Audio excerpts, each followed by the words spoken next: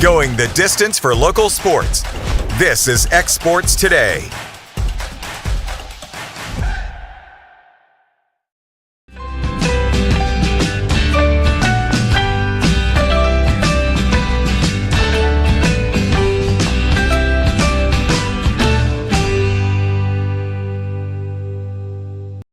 Hey everyone, this is Landon Saunders. And this is Nate Patterson with Cloud9 Fiber. We're excited to finally be able to offer Lawrenceburg our blazing fast, reliable, and affordable fiber internet services. If you're looking for a more reliable and more affordable provider, we at Cloud9 Fiber have you covered. Plans start at $50 a month, and we can offer up to a gigabit to your home or business. We are excited to be able to offer your first month of service entirely free. We encourage you to sign up on cloud9fiber.com or by calling 931-201-9098 so we can help you make the switch today.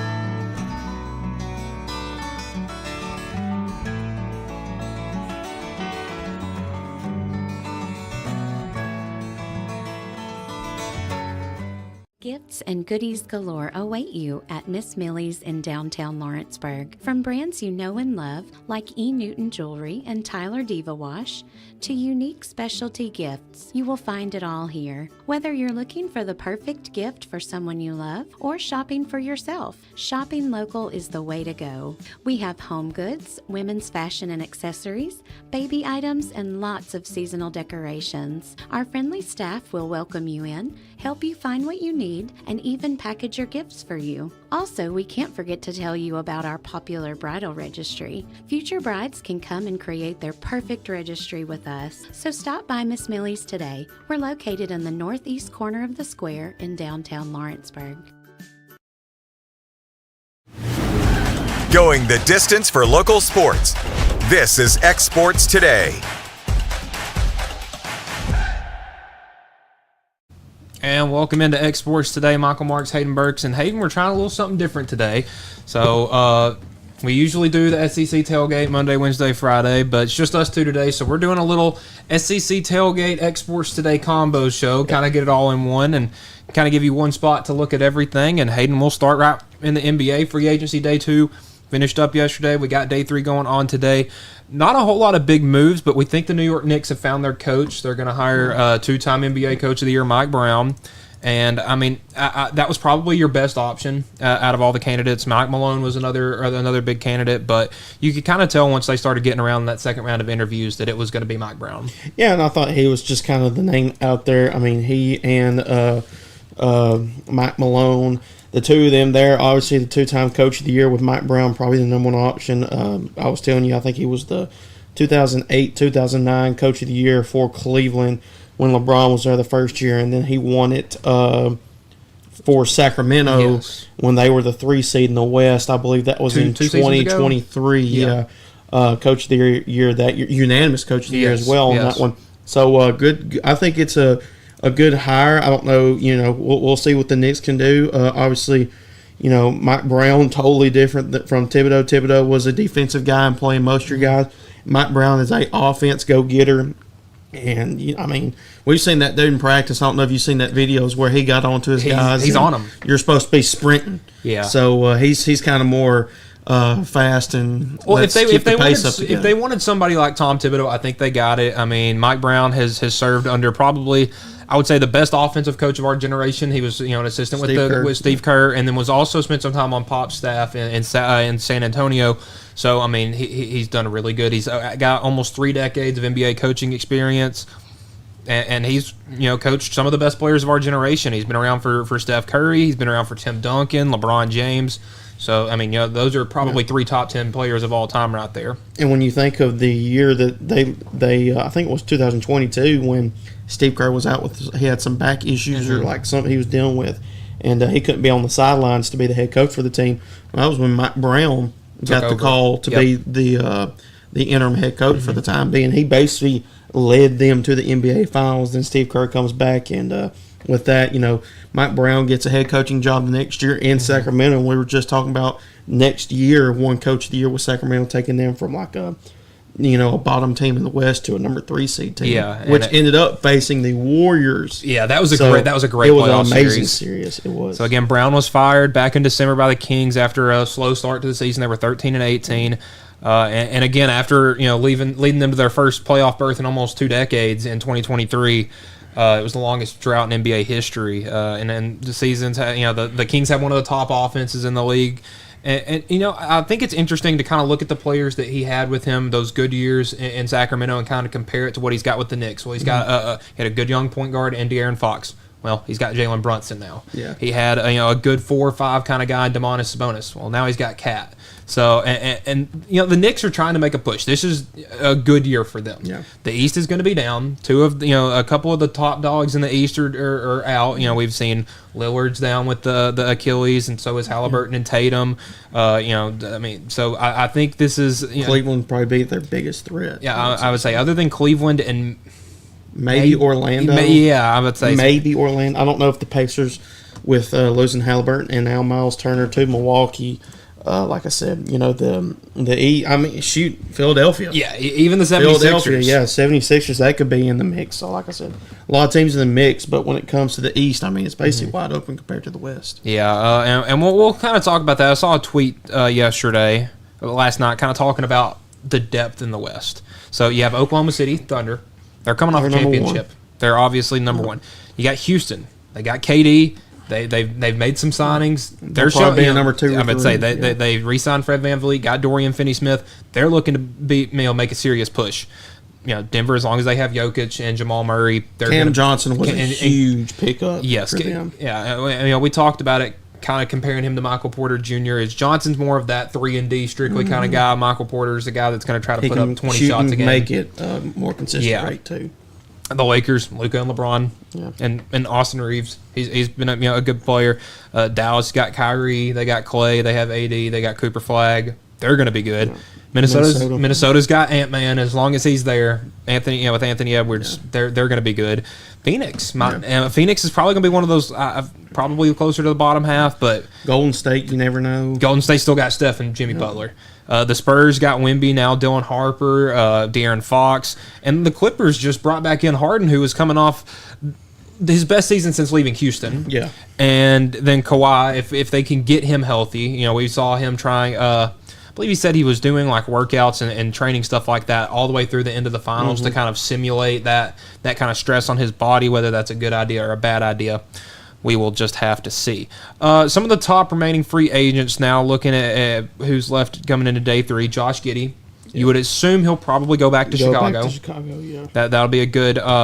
Unless Brooklyn maybe wants to make a move in there, I don't think they will. I think the Bulls will match something. I think a very underrated pickup could be Quentin Grimes. Had to play huge minutes last year because there was a good part of the year where Philly didn't have Paul George, Joel Embiid, or Tyrese Maxey, and Grimes was kind of seen as that number one guy. Yeah, he's wanting $25 million. So. Well, he averaged 22 points a game on really good offensive efficiency last year. Again, probably Philly is gonna try to re-sign him, and if not.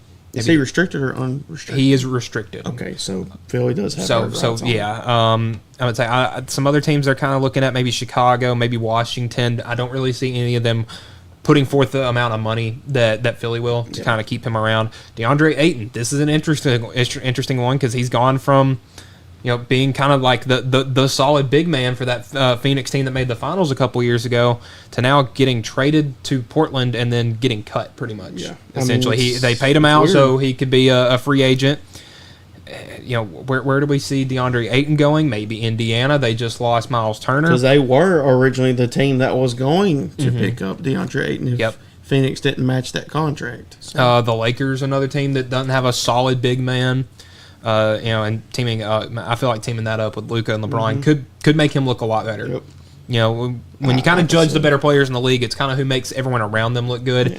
And love or hate LeBron, he can make people around him look a lot better. It's between the Lakers and the Lakers, the Warriors, and the Pacers. I think, in my opinion, to see who gets Ayton. Here's an interesting one, especially for you, Jonathan Kuminga. I like Kuminga. He's got potential, but I think the kind of it's just one of those. It's one of those things that you just kind of move on. Just try to find a new fit for him. See what you can get. I feel like he never really solidified himself into that role that kind of the Warriors fans and probably coaching staff wanted him to be, that number 2 guy behind Curry, and it's just felt kind of weird his time in Golden State. It does look like a sign and trade will probably be what's going to happen, whether it's Miami, Chicago. Chicago's trying to, they don't really have anything and they have a lot of money, so they're going to be trying to get in with some of these guys. Another interesting unrestricted free agent, Chris Paul. Yep. He's last with the Spurs, so they have kind of the rights with him right now. Yeah. But they have 2 other point guards who are much younger. Yeah. And this was that first year we've seen Chris Paul kind of, usually we would see Chris Paul go to a team and they would get a lot better. Mm-hmm. This was the first time we didn't really see that, so we can kind of see that, he's turned 40 back in May. Yeah.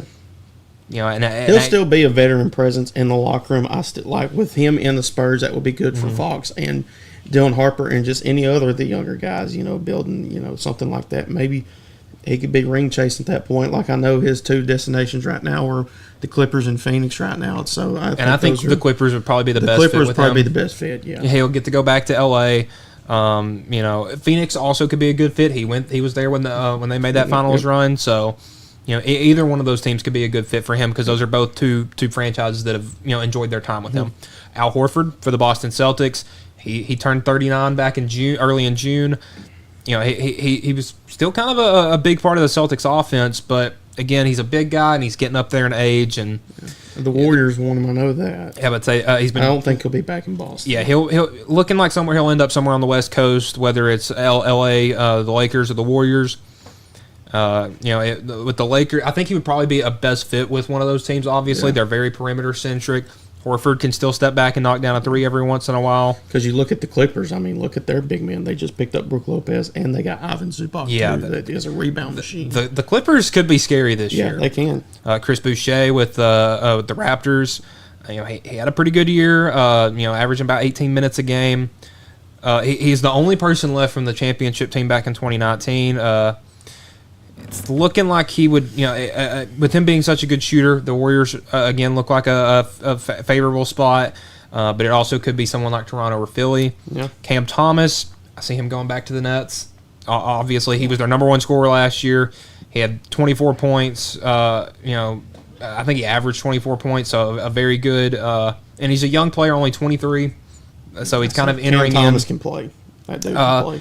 And then Russell Westbrook, an unrestricted free agent with Denver. He'll probably go back to Denver. Probably going to go back to Denver. He's getting up there in age, but again, he averaged 15, 7, and 6 last year in 36 starts. So he's still putting up decent numbers, just not the triple-double average Westbrook that we're used to. There are also some, Malcolm Brogdon. Is he going to stay with Washington? Where's he going to go? We saw Spencer Dinwiddie. He was a team that was with Dallas that didn't really know what he was going to do. Looks like he's going to the Knicks. To Charlotte. 1-year deal to Charlotte. Yep. Gary Payton, he was one that was up there. I think is he with Milwaukee? Did he sign? No, he was with Golden State. Okay. He hadn't signed yet, I don't think. Okay, has not signed yet. We'll see if we can. Lillard's out there still. Lillard, he's a free agent. It's like what you were saying at lunch. We saw at lunch it was a fan theory, so I'm not sure how much ground it is to it, but he's still guaranteed his $113 million, I believe it was, that's going to be paid out over the next 5 years from Milwaukee. So it's essentially like he's already on a 5-year deal, but he gets to go play somewhere else. Yeah, for a minimum contract he that could go wouldn't get help him, the other team. I would say he could go, he's not going to be able to help this year, obviously, but go somewhere, sign a 2-year minimum deal, and, your team's looking at possibly a contender. Just depends on how he rehabs from his injury. Yeah. He would get to be with Tatum, another guy who's coming back from an injury, so it's definitely a compelling story. Not sure what we'll see Lillard do, but again, with him it just feels kind of strange him being on the block, pretty much on not the trade block, but he's a free agent right now after being waived. Yeah, because Damian Lillard is not a guy you look at and think, oh yeah, he should get waived. Yeah, exactly. That's not that guy, and it kind of stinks for him. But I guess that's really all we got going on in the NBA today. We just got to wait for more signings. I think it's going to be more trades that will be happening. Yeah, Shams' Twitter has definitely cooled off a little bit from yesterday. And we'll move over to the WNBA. Last night we had the 2025 Commissioner Cup Finals. It was the WNBA's version of the NBA Cup. Yep. So it's that mid-season tournament. Teams are competing, I think it's 36 games over the early parts of June and middle of June and into July. And pretty much it's the same thing as the NBA Cup where the players are fighting for a little more money. Mm-hmm. It's $500,000 goes to the winning team. Last night, the Indiana Fever came in as 10.5-point underdogs to the Minnesota Lynx, who won it last year. And again, Indiana was going to be without Caitlin Clark, so who had missed the past couple of games. So it's kind of all the odds stacked against them. And just a beautiful defensive showing as they took down Minnesota 74-59. Leah Boston is a stud. Yeah, I would say we're going to see this Indiana Fever team. They've had some ups and downs this year, but once they get Caitlin Clark healthy again, Sophie Cunningham, Aaliyah Boston, that is a very Lexi Hole, very very dangerous that team's team. Going to be dangerous. Yeah. Again, this is the 5th year of the tournament. The 5, and we've had 5 different winners. Seattle won it back in 21 in the inaugural year, followed up by Las Vegas, New York, Minnesota, and now Indiana. The teams you'd expect. Some of the better teams, and I've wanted to look and see how that correlated with the WNBA finals. Well, Seattle in the first year lost in the second round. Vegas won the finals in 2022, so they won both championships, and both teams since then, New York and Minnesota, have lost in the finals. So. Yeah. It's usually a pretty good indicator of who's going to be that team coming down the stretch in October.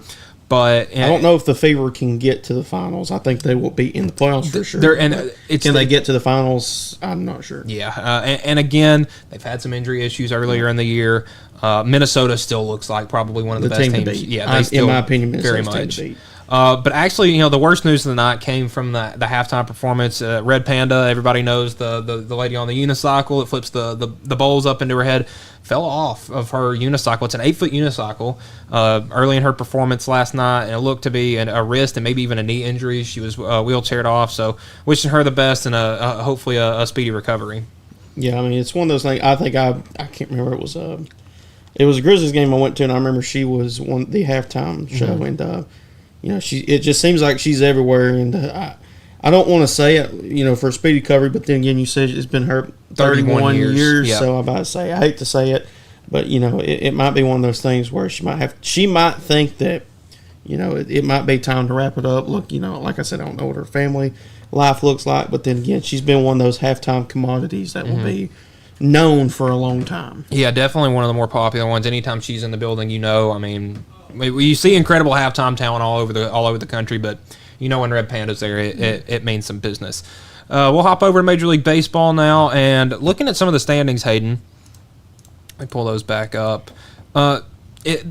Fourth place teams are kind of what I want to get in today, just because I'm looking. Every fourth place team right now is a team that had some high aspirations coming into the year that haven't really panned out. Yep. The Boston Red Sox obviously made a bunch of big offseason signings. They're in the fourth place in the American League East. Kansas City, you got Bobby Witt, one of the hottest names in baseball, coming off a playoff appearance. You're 6 games under 500. Texas Rangers, you're 2 years removed from a World Series. You're 2 games under 500. You're 9 games out of your division lead. Atlanta obviously has had a tough season. They're now a half game behind the Marlins, who have kind of made a little bit of a resurgence and have won 8 in a row and 9 out of the last 10. The Cincinnati Reds were young, but have very good experienced coach, manager, and then Arizona again, 2 years removed from a World Series appearance. So I'm kind of looking at these teams. Who has the most important 2 weeks coming up? I don't think Boston, just because they're kind of in a spot where I think they're going to move in a different direction, maybe retool, rebuild. I think Arizona, the Diamondbacks, have the most to gain here at the deadline coming up here. So, like I said, Arizona, they're number 3 in the NL East. Atlanta. Atlanta is 4. 4? Okay, so Atlanta, I think they're one that could, of course, Atlanta, I think they need to hit their stride. The Diamondbacks, they're kind of in the same spot as the Braves. So both those teams, I think more the Diamondbacks, but I'd say both those teams are in that kind of hot seat to make a move. Yeah, we're starting to see some teams gain some ground. Detroit with the 12-game lead in the American League Central. The Astros have a 7-game lead in the West. Yeah. And then the Dodgers are kind of starting to separate themselves from everybody with an 8-game. Yeah, the Giants and the Padres. Yeah, they're both about 8 games back. Looking at the wild card though, where it gets kind of interesting. If you look at the American League, you got what is this? 1, 2, 3, 4, 5, 6, 7 teams who have within a 7 games back of the wild card spot, and it's some of those teams I mentioned: the Texas Rangers, the Boston Red Sox, the Cleveland or the Kansas City Royals. All those teams are kind of right there in it. And then you go to the National League, and it's more of the same. You go all the way down to the Braves. That's 5 teams within 7 games, and you got the Braves, you got the Diamondbacks, you got the Reds. These are all teams that have very important things coming on, but it seems like none of them are trying to make a run. As you look, the Reds are 5-5 in their last 10. So are the Diamondbacks. The Braves are 4-6. The Red Sox are 3-7. It's kind of like they're trying to push themselves out of some playoff contention. The Red Sox, they got 2 games today against the Reds. So these are, kind of winning this series is very important right now. The Red Sox took the first game, but a doubleheader today to finish off the series as we kind of near closer to the All-Star break and then eventually the trade deadline. And those are 2 teams that might be looking to buy, might be looking to sell, and that's kind of what these 2 weeks leading up to the All-Star break are going to tell. Yeah, absolutely. I mean, just kind of like I said, it's that time of year where leading up to the All-Star break, you want to get something you want to get something going for your team to get hot, and then going into the trade deadline, then maybe you can get some of those suitors that are looking to be traded, because not only are these teams looking to trade you, those players kind of looking for maybe possible destinations to say, we're going to see a lot of people go play there. A lot of sort of tryouts. It's like, hey, I went 3 for 4 last night. Yeah, exactly. So some teams are going to want to target you, and you're going to want to target some teams. So like I said, kind of one of those fun times of year when it comes to MLB. And at the halfway point. The halfway point, there we go.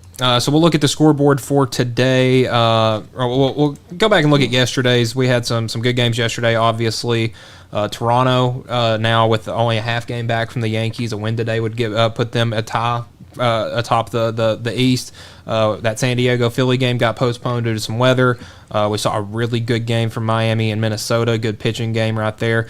Pittsburgh winning 1-0 games now. It's starting to look good for Paul Skeens. Yeah, a win's a win. The Athletics took down Tampa in extras. Again, we had a lot of games postponed yesterday. Washington and Detroit got postponed, as did New York and Milwaukee. We saw the Angels take down the Braves 4-0. The Rangers take down the Orioles 10-2. Probably the game of the night, Cleveland and Chicago. That was a great game. Saw some good pitching, good hitting. Houston and Colorado. Houston took that one 6-5. But a 5-hit game from Jordan Beck last night for the Rockies. He's up to a 274 batting average with 10 home runs. Tennessee. Yeah, Kansas City took down Seattle. Arizona took down San Francisco, and then the Dodgers beat the White Sox. And kind of a story coming from today's edition of the White Sox and the Dodgers. That game will be on MLB Network at 9 o'clock.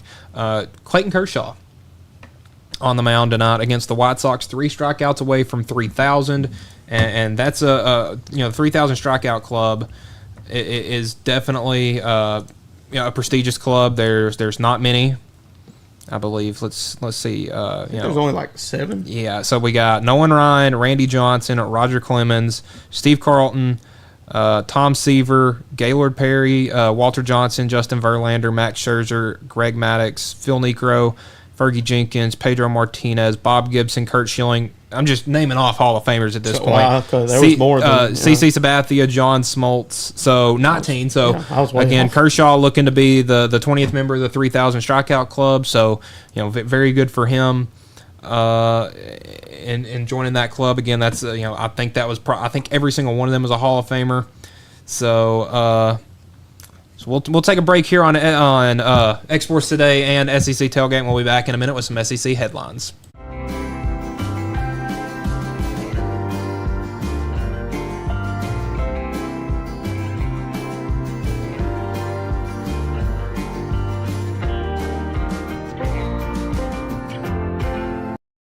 The Summit of Lawrenceburg is the premier senior and assisted living community in the region. The Summit makes it home for you or your loved one with diverse suites that welcome and encourage community, plus gathering spaces, neighborhoods, daily activities, and a wonderful staff that supports you every day.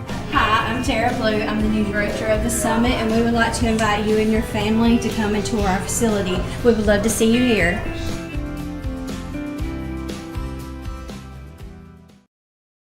Let me tell you about a place that has it all for your home, bedroom, kitchen, lawn, and more. It's a home-owned and home-operated business that's been around for over 70 years, so you know they're doing something right. At Swap and Shop Center in Lawrenceburg, you'll find top name brands for every room of your house and top brands for the outside too. Looking for appliances, televisions, couches, safes, bedding, mowers, and well, the list goes on. So make the drive today to 824 North Military Avenue in Lawrenceburg and be treated right.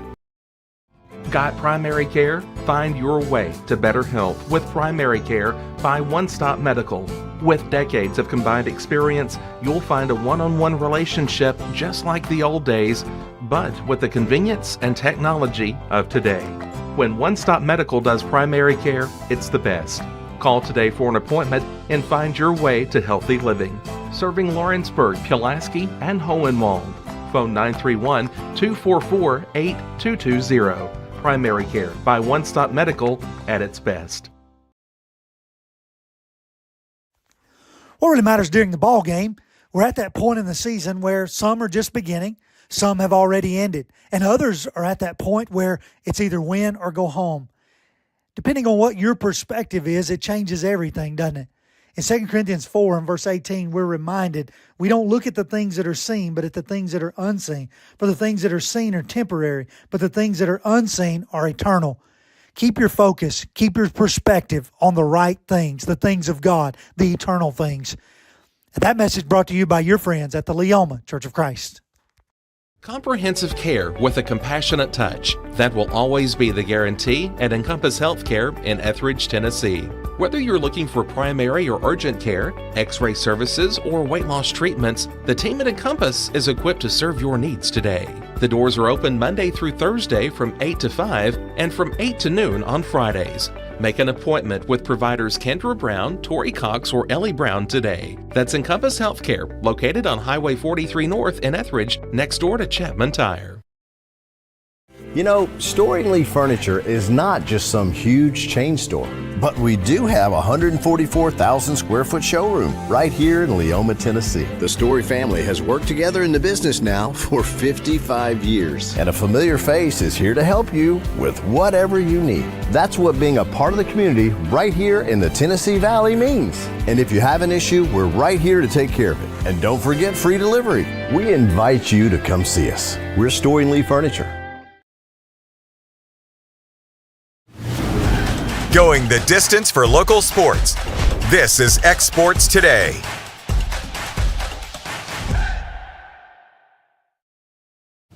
And welcome back to Exports Today and SEC Tailgate. Hayden, bouncing over to some SEC headlines. The baseball transfer portal closed last night at midnight. July 1 is the last day you can enter. We had some late entries. We had Ashton Larson, one of the backup kind of platoon outfielders for LSU, entered the transfer portal. Some big news for Tennessee is Landon Mack committed. That's the freshman All-American out of Rutgers. Mm-hmm. That was a big pickup, getting him over LSU. So Tony been hot on the recruiting trail. We've with the house settlement and everything has kind of led to having the well, you've seen all the transfers enter the portal, but for pitchers, I think over the last, I believe it's been 3 weeks, Tennessee had almost 20 pitchers enter the portal, and you're like, they had like 5 or 6 guys left. Well, the problem is with the new house deal, there's not as many walk-on opportunities. I think they're trying to grandfather in some people, but definitely makes it a little difficult for coaches to try to make, especially with a program like Tennessee that redshirts a bunch of guys every year, and most college baseball programs do, but redshirt a bunch of guys every year, and now you can't have them with your team. We've seen the UT Chancellor, Dawn Plowman, is beginning her 2-year term as president of the SEC Executive Committee. Pretty much just the boring, important stuff. Yeah. But just go to the meetings. Exactly. Yesterday, this was big news. Auburn is starting their 10-year deal with Nike. Started yesterday, ending their 18-year-long partnership with Under Armour. Wow. Auburn was one of Under Armour's darlings alongside the golden child. They really, them and Notre Dame were right around that same, the 1A kind of in football, and with Auburn jumping over to Nike, I'm not sure exactly what the financials were, but Auburn seems to be happy to jump on with Nike. And we've seen Adidas try to make a bunch of big moves in the college games. They've signed a group of high school recruits. Jeremiah Smith recently just signed with Adidas, so they're trying to make a big push too. Again, we were talking about Jordan Beck had that 5-for-5 night with the Rockies. 5 hits wasn't enough, though, as they fell to Houston 6-5. Dolander didn't have his best outing on the mound for Colorado. Wake Forest transfer outfielder Ethan Conrad I was about to say that, is expected to visit Tennessee at some point this week. I don't know if it's already happened or it will happen sometime later this week. But he's expected to be an early round pick in the MLB draft, so would love to be able to get that guy in some orange. Especially losing shoot, I'm blanking on his name now. It's an outfielder. Made the catch. Hunter Ensley. Hunter There we go. Ensley, yeah. And Tennessee's going to have to. I forget that? Tennessee's going to have to replace a lot. Their whole outfield is going to be probably new, at least from the everyday guys. Losing Doyle, he's going to the draft. They're bringing back Fisher, though, aren't they? No. Fisher. Yeah, we're going to be without. Maybe I should say I think the only infielder coming back is Manny Marin. Yeah, the only everyday starter. Curley's gone. Keelan's gone, and Fisher's gone. So it's going to be a different team. Yeah, a whole new team. Kind of in Tennessee baseball news, the voice of the baseball Vols, John Wilkerson, was announced to be inducted into the Tennessee Sports Hall of Fame today. Bob Kessling, the former voice of the Vols, got to kind of bestow that honor upon him. So kind of cool seeing those guys have been the voice of the Vols for as long as you can think of. So definitely proud of him.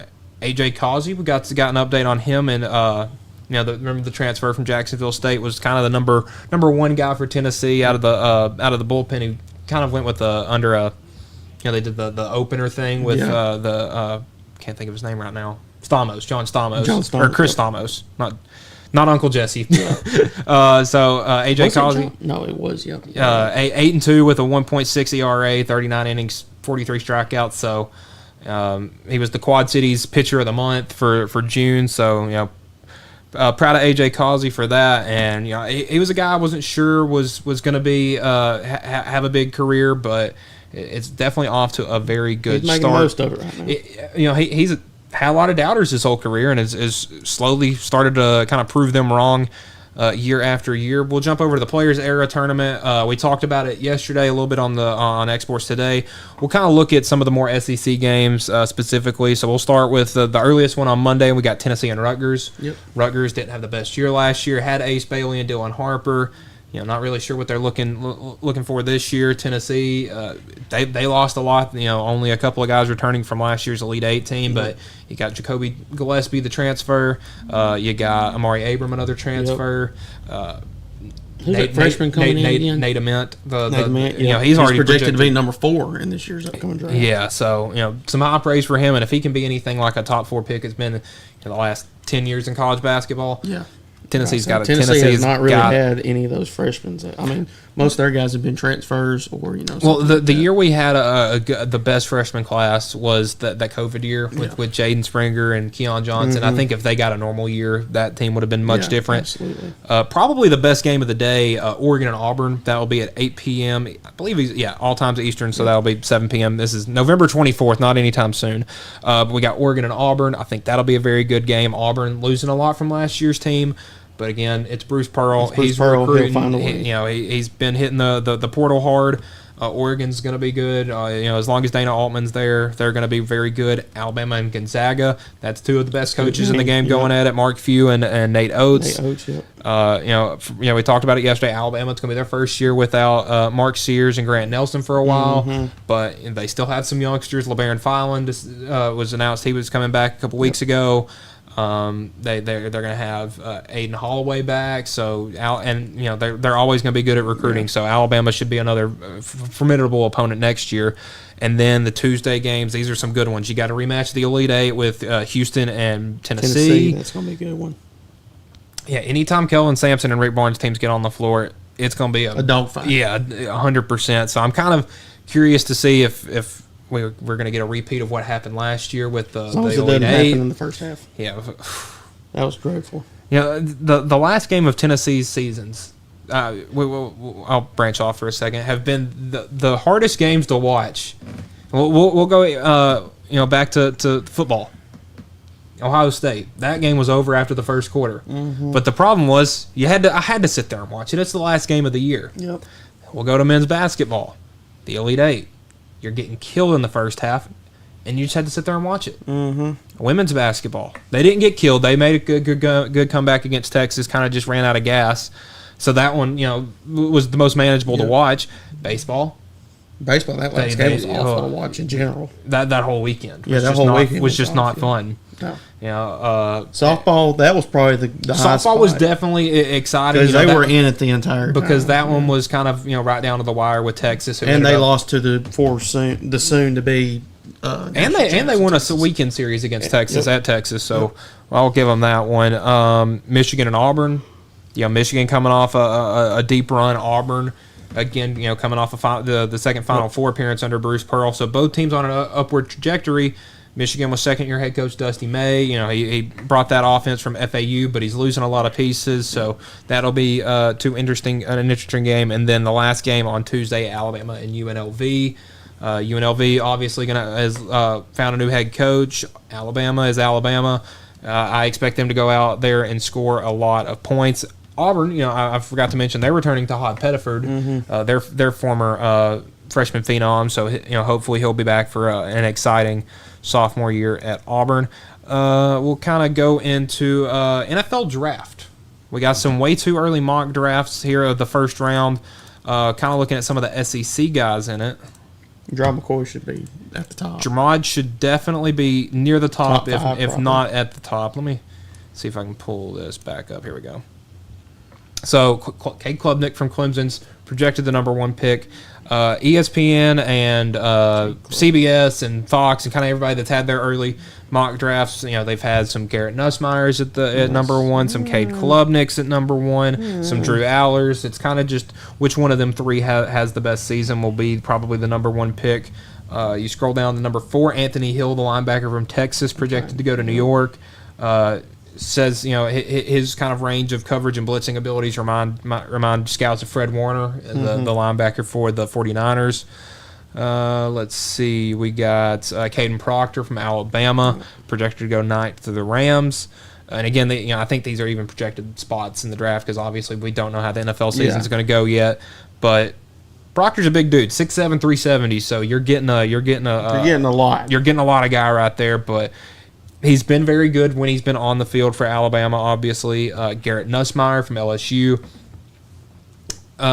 He's an interesting guy because he threw for over 4,000 yards last year.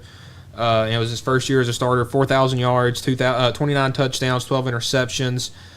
He's the son of the Saints offensive coordinator, Doug Nussmeier. He's not afraid to kind of take some chances, as you saw with the 12 interceptions. But the one thing I noticed watching him last year, and he's projected to go to the Colts at 11, who have Anthony Richardson. They both have kind of had that similar thing where they're on the road and it got a little loud. They would kind of get rattled. They would, get rattled. We saw in South Carolina. Mm-hmm. Saw that one in Florida and LSU. Even. Texas A&M when LSU was playing over there. Nussmeier threw, I believe, 3 interceptions in that game, and almost got run out of the building. Number 13, the Dallas Keldrick Falk, the edge rusher from Auburn. The Cowboys still need to sign Micah Parsons. He's not been signed yet to a long-term extension. They signed Dante Fowler Jr. in the offseason, but they're probably going to be looking for a new edge rusher sometime soon. Dante Fowler kind of getting up there in age, and a guy like Auburn or a guy like Falk from Auburn is definitely a good pick. Number 15 to the Miami Dolphins, Jermod McCoy from Tennessee. He's the best man-to-man quarterback corner that Tennessee's had since probably the 90s, somewhere in the Eric Berry or Inky Johnson era, early 2000s, late 90s. Back-to-back SEC picks. Number 16, Lenore Sellers from South Carolina going to Pittsburgh. Usually Pittsburgh, we saw last year in the early goings with Justin Fields that I thought a mobile quarterback would actually work really well in Pittsburgh's offense. Now, this could obviously change. What if Aaron Rodgers decides he wants to stay? Yeah. What if the Steelers have a really good year? What if the Steelers have a really bad year? A lot going on in Pittsburgh. Minnesota looking at Tim Keenan III, the big man, big defensive tackle from Alabama. Again, the Vikings kind of bolstered up their offensive line last year's draft. Look to bolster up the defense next year. Another Alabama guy, the Packers, looking at LT Overton, the edge rusher from Alabama. The Packers took a first-year wide receiver for the first time, it feels like, in forever last year with Matthew Golden. It was kind of confusing because a lot of people thought they would go with an edge rusher, so that's kind of what that projection is right here. An interesting pick, and we'll talk about him a little later, the Denver Broncos, number 20, Eli Stowers, the tight end from Vanderbilt. He's a...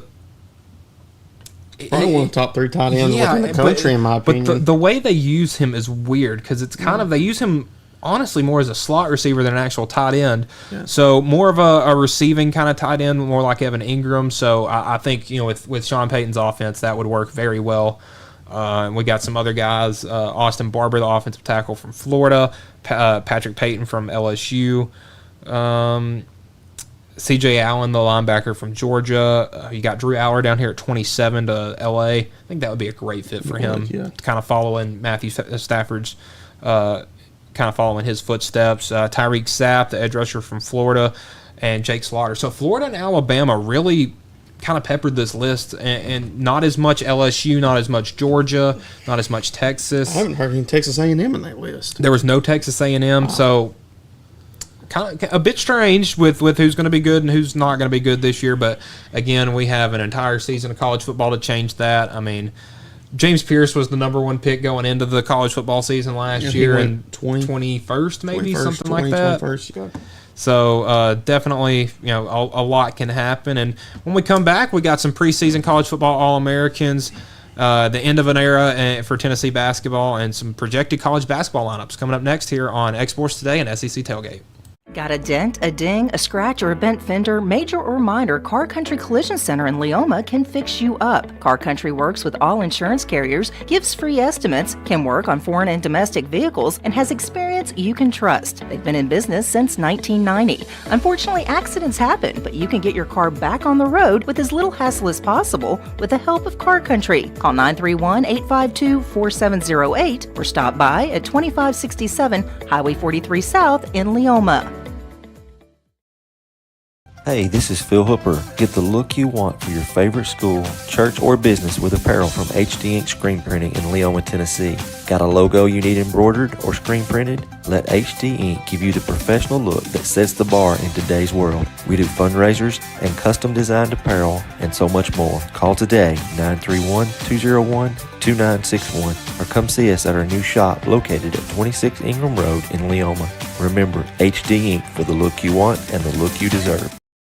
LUS is committed to our customers, from providing and maintaining energy-efficient utility services to friendly, helpful customer service. LUS is there. At LUS, we're always challenging everything we know, every day. We strive to improve efficiency and reliability while focusing on our responsibility to our customers and the community. It's our promise to provide dependable service to our customers every time. Because we don't just work in Lawrence County, we live here too.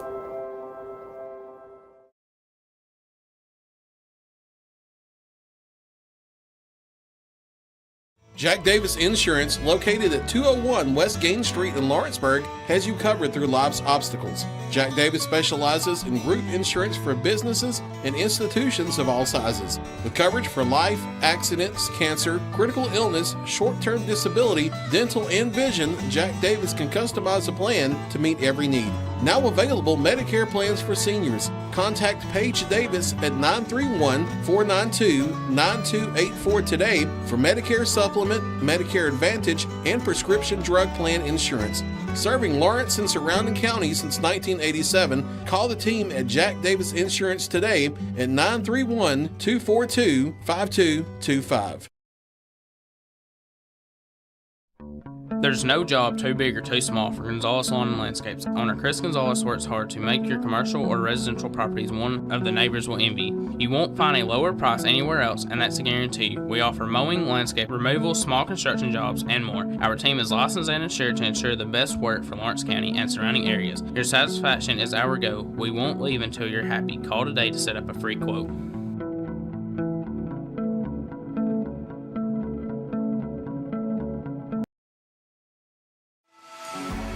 For decades, First Class Charter has provided high-quality motor coach transportation services to the Tennessee Valley.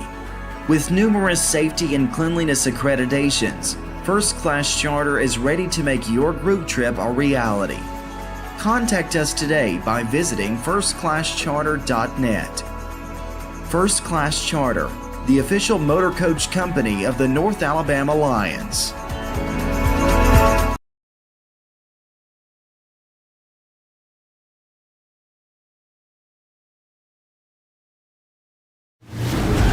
Going the distance for local sports. This is X Sports Today.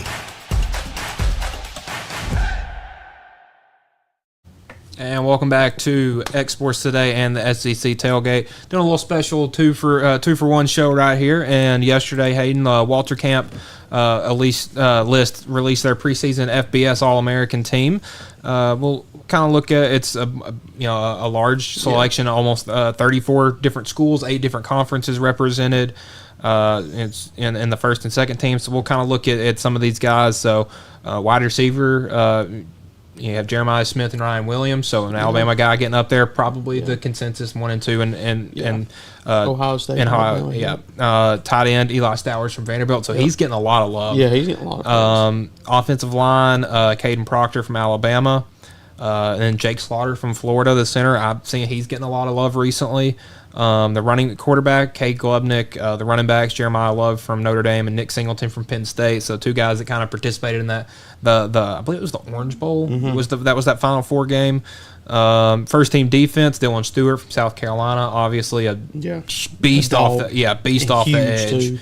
Colin Simmons from Texas, another big guy, and then Peter Woods and Zane Durant from Clemson and Penn State. Linebackers, Anthony Hill from Texas, obviously a projected top 5 pick. Torian York from A&M, a very good linebacker. Some of the defensive backs, you got this is a very good list right here. We are blessed with some good defensive backs in college football. You got Caleb Downs from Ohio State, Leonard Moore from Notre Dame, Jermon McCoy from Tennessee, and D'Angelo Pons from Indiana. Those 4 right there are, bar none, the 4 best defensive backs in college football. Brett Thorson, the punter from Georgia, and then the kick returner, Keelan Marion from Miami. Second team, let's see, we got some SEC guys here. Okay, some offensive linemen. So Armaj Reed Adams from Texas A&M, Caden Green from Missouri, and then a almost Tennessee commit, Jordan Seaton, over there at Colorado. Sam Leavitt, the second team quarterback. We're not seeing any SEC quarters or running backs in this. Just the SEC quarterbacks are just very. It's very thin. It's a bit of a down year, and we'll kind of go more into that here in a second. Linebacker Whit Weeks from LSU, defensive backs Michael Taft from Texas, and then kick returner Rayshon Present from Auburn. So that is your first and second team All-Americans from Walter Camp. So it's looking like it could be an interesting year of college football. You know, we saw the amount of parity in March Madness, Hayden, where, I mean, you could do chalk almost all the way down the line, and it would have been right. And now we're kind of seeing that in college football where really anybody can win it. Yeah, I mean, just there's a lot of names out there. You just kind of look at the lineup of how everything is playing out. You look at the SEC. Obviously, Ohio State's going to be there. Texas will be back up at the top. But then again, you look at the quarterback list, like we were saying, for the SEC. I mean, you got Arch Manning, South Carolina's quarterback, Diego Pavia for Vanderbilt. Those are probably like at the top of the list. And then, like I said, these other guys, you don't know or you haven't seen them yet. Yep. So, I mean, we might see one of those guys, let's say Ole Miss, their quarterback comes 10 times better than Jackson Dart. So, we may never know. Well, that's the thing. It's like we feel like every year that Ole Miss has a new quarterback, it's like, oh, he's going to be worse than the last one. And then he turns out 10 times better. We saw Matt Corral was really good, and then we're like, oh, who they got next? And then Jackson Dart was really good. And so now with Simmons coming up, I anticipate him to be pretty well to do. I mean, it's Lane Kiffin. Yeah. Anytime he's coaching, he's what you're getting. Quarterbacks. So now we'll jump over to some college basketball. Kind of some sad news for Tennessee fan as Zakai Ziegler and his team announced last night that their kind of fight for his 5th year of eligibility is over. He signed that deal to play with the Pistons for the summer league. Well, that's offer you can't pass up. Yeah. Obviously, just a chance to even play in the NBA. Yeah. But they're going to stop the fight for the 5th year, but they're not going to quit trying to sue the NCAA, try to compensate Ziegler for what he could be missing out on in this year in college. But the quote from Zakai's legal team, while we had hoped to see Zakai back in orange and white, he's embracing the next chapter of his basketball career with optimism and resolve. So, he's one of those guys that you just hope he gets a shot, because he nobody knew who he was when he committed to Tennessee. He was I don't think he committed until after classes had started. And then me and a buddy went and watched. They had an open practice. I believe it was the day of the maybe the Ole Miss football game. It was a Saturday morning of a night football game, and I remember I went and because I wanted to see Kennedy Chandler play. He was the number one point guard in the country. And then this little guy with dreads was just dribbling circles around everybody. And I'm like, who is this guy? I looked him up, and I was like, man, he's going to be pretty good. Because they weren't on redshirt. I would say the initial plan was to redshirt him, but then you saw what he was giving the team on the court, and there was no way you couldn't afford to do that. And we saw Tennessee win the SEC tournament championship that year, so definitely something that paid off. But I think this might be the end of the era of seeing fifth and sixth year. Well, you'll see some fifth year, because I think we're going to see some changes to eligibility coming up soon. With the COVID years being out of the way, with all those athletes that had COVID years, like I said, 6th, 7th year guys, they probably won't be a thing no more. So I think you might get your your redshirt year, maybe a medical year, but you're not going to see anything past that. All right, so we're going to look at some of the new faces in the SEC in basketball. Kind of looking at some guys coming back across the league. So we'll start at the top with Alabama. Obviously, no Mark Sears, no Grant Nelson, no Chris Youngblood. That is 3 10-point-per-game scorers gone. No Clifford Amori, no Mo Diabate. That's your 2 big men. So we're going to see a new Alabama team, but you're getting Latrell Wrightsell back. That's 12 points a game. Aiden Holloway, 12 points a game in a backup point guard role.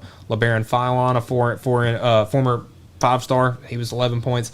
And then you got some good transfers. You got Jaleel Bethea out of Miami, Noah Williamson, an 18-point-per-game scorer from Bucknell. So and then a couple, a trio of top 100 ranked recruits in ESPN's in the top 100. So Alabama will be good again this year. Yeah, they're going to keep shooting threes. They'll be at the top with the SEC. Yeah, Arkansas. It's going to be a bit of a kind of not necessarily a rebuilding year, but they're definitely going to have to retool. You lost Adu Thiero, you lost Boogie Fland, you lost John L. Davis and Zvonimir Ivisic, and Jonas Adu. Can't forget about that. But expected to return. They're going to get DJ Wagner back. They're going to get Carter Knox, and they're going to get Trevon Brazile. But they're gonna have to add some pieces. They got Nick Pringle from South Carolina. Who was previously at Alabama, had a good career at Alabama.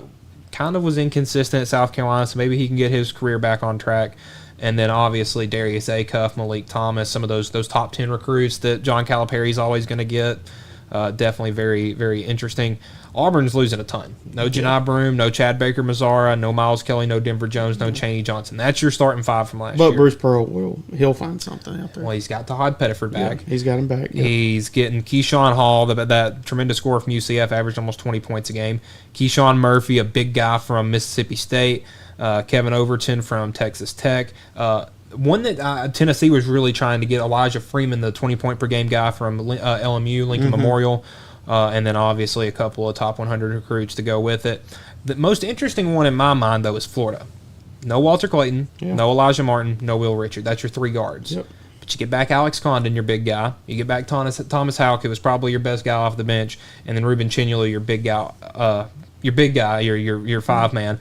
But you also get Xavier Lee, the transfer from Princeton, Boogie Fland from Arkansas, and then A.J. Brown from Ohio. So they realized they lost a lot of guards. They still have their front court held together, and they just went and signed a bunch of guards and got a bunch of transfers. So I think Florida we'll really see how good of a coach Todd Golden is this year. He won the national championship last year, but had probably the most talented team in the country. Yeah, absolutely, and the deepest team as well too when it comes to bench play. They could bring in 10 guys and be good.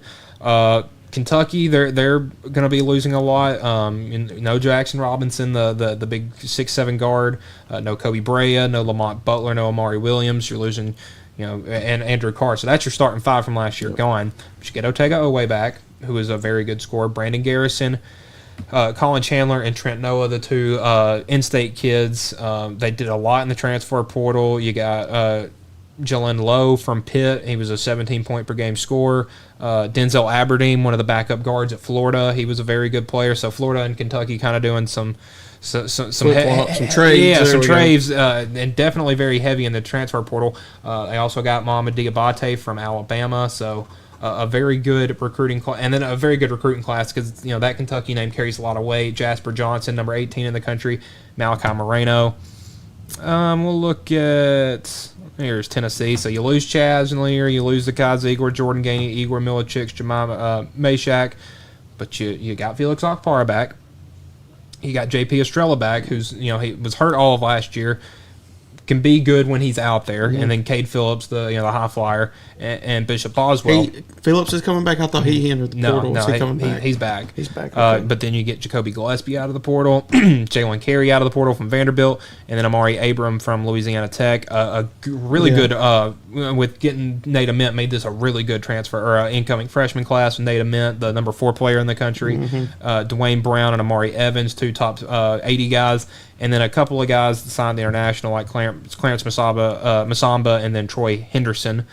Texas will be really good. Texas A&M lost a lot, but they're bringing a lot in. New coach, too, as well. And especially Jakari Lane from North Alabama, from the star from UNA, averaged about 17 points for them last year. Vanderbilt's going to be an interesting team. They've got some big scorers coming in. George Kimball III from transfer from Eastern Kentucky, averaged 18 a game. Frankie Collins from TCU is averaging about 11 a game. So the SEC, Hayden, looks to be having another is primed to have another good year in basketball. Yeah, absolutely. I mean, it's just that's where the spot is when it comes to basketball. Being able to recruit is huge in the SEC. I mean, you obviously look at Calipari, his time in Kentucky, and he's been a foundation in Arkansas. Texas A&M, I feel like they're going to be a sleeper, in my opinion. New head coach, former head coach at Sanford, taking over there. Tennessee, I said it last year. I didn't think we were going to be good. We went to the Elite Eight, so I can't count out what Rick Barnes is going to do. Nate Oates is always going to have his team ready to go.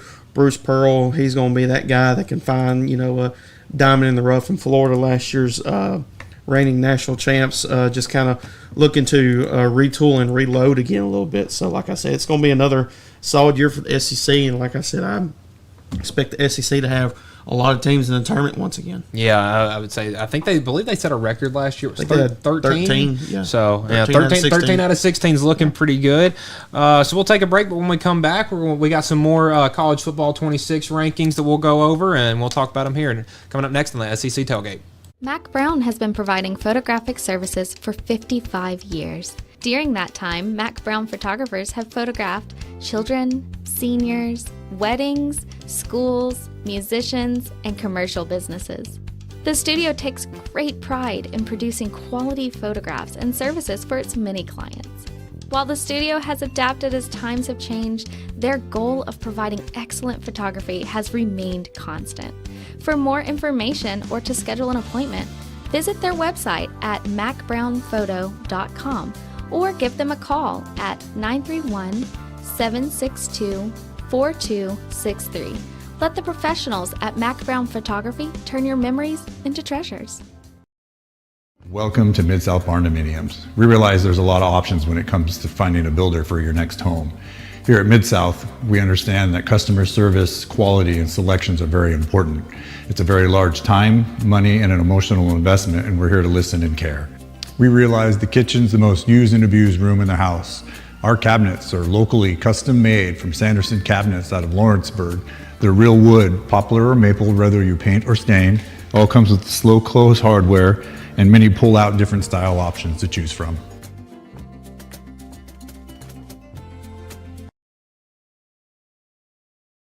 Welcome to the newly remodeled Brass Lantern. For over 30 years, we've been serving delicious food to excellent people. Brass Lantern takes pride in authenticity, serving fresh, homemade food to please any member of the family. From mouth-watering to one-of-a-kind steaks served with gourmet marinade, to salad with our signature honey mustard dressing, specialty fruit tea, drafts, and much more. Our food is always prepared daily. Whether you come in with friends or family, you'll appreciate that fresh is better. State Line Garage Doors, owned and operated by Justin Gobble, is your trusted local expert in garage door services. Based in Lawrence County, Tennessee, State Line Garage Doors is built on over a decade of hands-on experience, providing reliable repairs, replacements, and installations for all types of garage doors, residential and commercial. They proudly serve our community and the surrounding areas. When you work with State Line Garage Doors, you're not just another job, you're part of our community. Their commitment to quality, transparency, and craftsmanship is at the heart of what they do, and they offer free estimates. State Line Garage Doors. Reach out to discover the difference a company with local roots can make for your home and business. Going the distance for local sports. This is X Sports Today.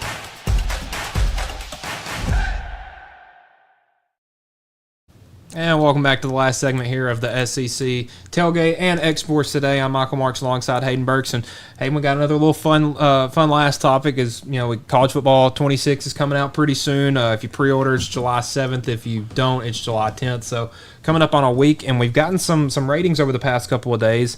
And we'll talk about some of the SEC guys. So top 5 cornerbacks in the game. Jermon McCoy, obviously, number 1 at 94 overall. Another SEC guy, Malik Muhammad, down there at number 5 at 92 overall. We'll go over to edge rushers. Another couple of SEC guys. Number 1's TJ Parker, the edge rusher from Clemson, but number 2 right behind him at 94 overall, Dylan Stewart again from South Carolina, Colin Simmons from Texas, and Kendrick Falk, all guys we talked about in those first round draft picks. Those are Simmons and Falk, both 93 overall. Then we'll go to the big man in the middle, Peter Woods, number 1 guy from Clemson. It's kind of eating up that number 1 spot, but then 2 92s in the middle, at number 2 and 3 from Georgia and Alabama, Christian Miller and Tim Keenan III. Looking at some linebackers, Anthony Hill out of Texas at 95 overall, and then Suntarine Perkins, the linebacker from Ole Miss, at 93 overall. And then safeties, Caleb Downs at 96. No SEC guys on here, but Caleb Downs at 96, a former SEC guy. 92 overall, Rod Moore from Michigan, and then 92 Bud Clark from TCU, rounding out that top 3. And now we'll move over to the offensive side of the ball. We got some quarterbacks. We got 2 guys, a bunch of guys we mentioned in that first round. Clemson again with the number 1 quarterback. They've kind of been eating up these top spots. Cade Klubnik at 92 overall. But you got a couple of 92s. Garrett Nussmeier, a 92 from LSU, and then Lenore Sellers at number 5, a 91 overall out of South Carolina. So 91 overall. Okay. Yeah, so low overalls on the quarterbacks, but Garrett Nussmeier and Lenore Sellers, 1 and 2, kind of in the eyes of EA Sports right there for SEC quarterback play. So not giving Arch a whole lot of love, not giving who else we got? Gunnar Stockton. He's the only SEC quarterback. Pavia is. I think I saw he was in 88. 88. Okay, that's not bad. He's the same overall as Nico. Yeah. And which now Nico could be a 60 for all I care. Joey? He's probably in the 70s. I think he was a 79 or an 81, something like that. So respectable.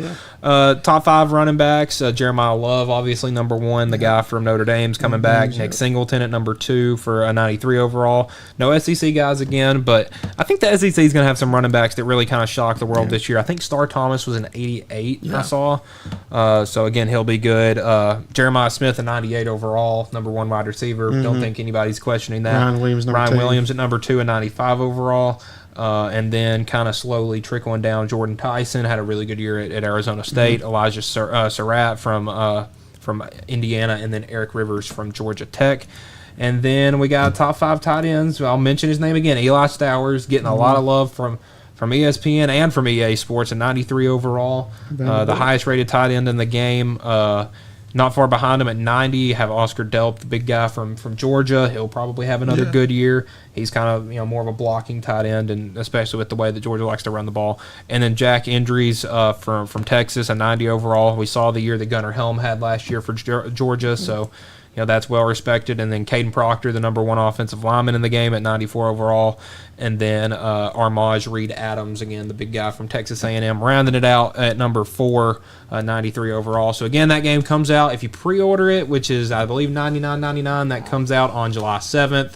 But the rest, the normal game comes out July 10th. That's when everybody will be playing. So it'll be fun to get another college football game and we got the college basketball game coming back. So a lot of fun in the world of sports video games. Hopefully I can get back in the gaming. Yeah, get back into it. It's always a great time when we got college football coming back. It'll kind of tide you over for that last little month. And Hayden, that's really all we got for today's show. I mean, there's a lot to cram into one show. Yeah, it was definitely a lot. You know, we covered everything from Red Panda to college football 26, and we actually talked about some sports in between there. But that'll be it for Wednesday's edition here of Exports Today and SEC Tailgate. We'll be back tomorrow for our last show of the week and get y'all ready for a good 4th of July and a long weekend.